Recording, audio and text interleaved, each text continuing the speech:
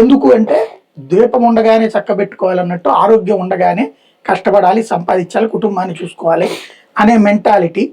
Entertainment తక్కువ, enjoyment తక్కువ, పని చేసే మనస్తత్వం ఎక్కువ ఆంధ్రోడికి ఉంటుంది.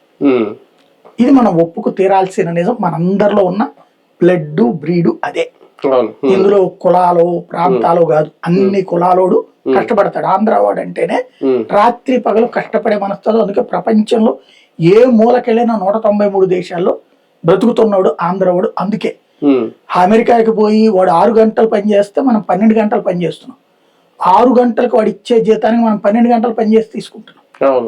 అంటే అందుకే కదా మనోడికి అక్కడ అవకాశం వచ్చింది, బ్రిటన్ లోనైనా ఇంకోటైనా సరే. అలాంటి అంబిషియస్ పీపుల్ ఎక్స్పెక్టేషన్ ఎక్కువ ఉంది ఆంధ్ర డెవలప్మెంట్ మీద. అందుకే 3 టర్మ్స్ లో 3 మారడానికి కారణం. హైదరాబాద్ ఒక్కళ్ళని చూసి కాదు, హైదరాబాద్ చేసేస్తాడు చంద్రబాబు నాయుడు అనుకుని మొదటి ఇచ్చారంటే కాదు, నేను అది నమ్మను. మొదటి ఇచ్చిన పరిస్థితి ఏంటంటే స్టేట్ డివిజన్ తర్వాత రాష్ట్రం అసలు ఎలా నడపాలి, కొత్త రాష్ట్రం, కొత్త కాన్సెప్ట్, అనుభవం కావాలి అన్న ఉద్దేశంతో చంద్రబాబు గారికి ఇచ్చారు.